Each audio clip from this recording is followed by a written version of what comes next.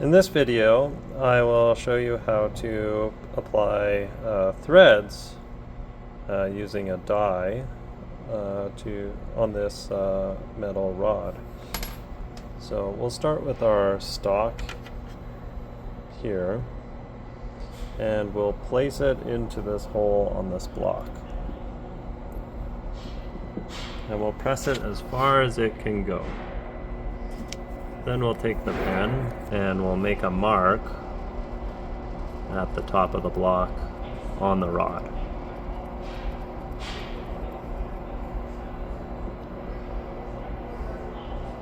Then turn it around and stick the other side in and put a mark on that side as well. Once that's done, I'll take the drill and I will put the rod into the chuck of the drill. I'll back up the chuck jaws with the backwards arrow. When it's pressed in, the chuck will move backwards. So I'll hold this collar and the chuck opens when I press the trigger. I'll put the rod in, and I'm just going to click this button here with the forward arrow, and when that's down, the drill will spin forward and the chuck will close on the rod. You want to make sure that the rod doesn't go into the sides of the chuck and close on it, because that'll put marks on the rod and make it challenging to slide in your displacer bushing. So I'm going to hold the rod,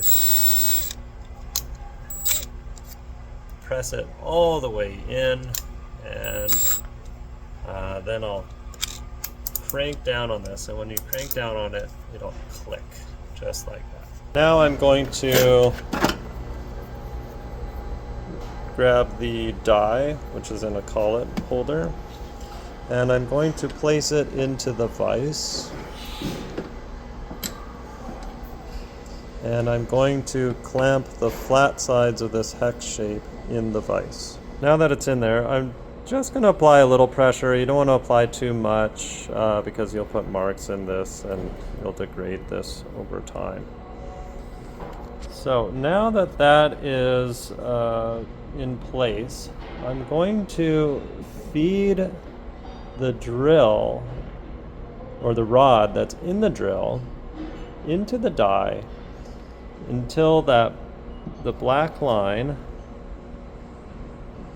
on the rod is flush with this surface right here, with this surface. So flush meaning right when the line meets this surface. Okay, I'll want to make sure that the forward arrow is pressed down. And then it's also important to line up the drill. So I don't want to start with the drill on an angle like that. I want to start with it nice and straight. So maybe a point of reference is the rod should be parallel with this surface right here. So if you stand above it, you can get it centered on the die, and you can get it nice and parallel. The other aspect is you want to have it straight with the die as well. And you can see that my die is a little bit on an angle, so I'm going to fix that as well.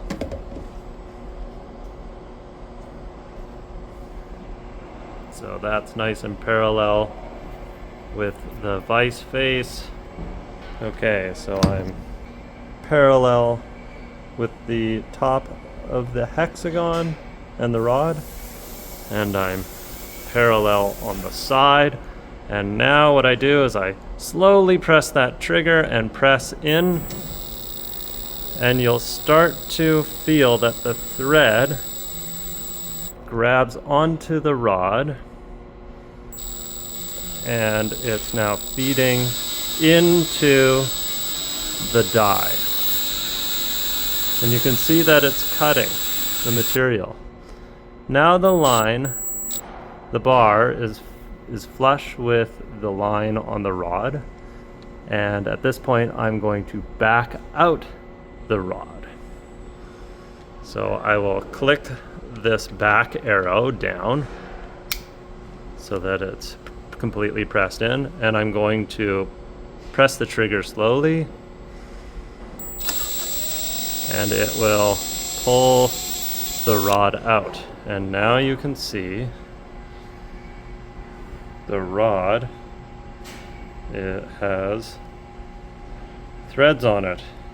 There it is. Okay. Now that I have threads on here, I'll notice that when I stick it back in the hole, it no longer fits. Okay, and that's because while the threads were being cut, they were also formed so that the diameter of the threads is larger than the rod itself. And we need to take that down. So what you will do is you will turn the forward button on, and you'll run it along this file, just like that. And you'll have to use 2 hands. So now that I've run it along there, I've just taken them down a little bit. I didn't apply too much pressure. And I'm going to see if this now fits into here. And it does. So that will now fit into your displacer bushing. And if it doesn't fit, just run it along here again, making sure that this is in the forward position. So you'll take this out now just by rotating the collar. This should come out freely, and I'll stick it into the other side just like that, and I will crank it down and repeat the process.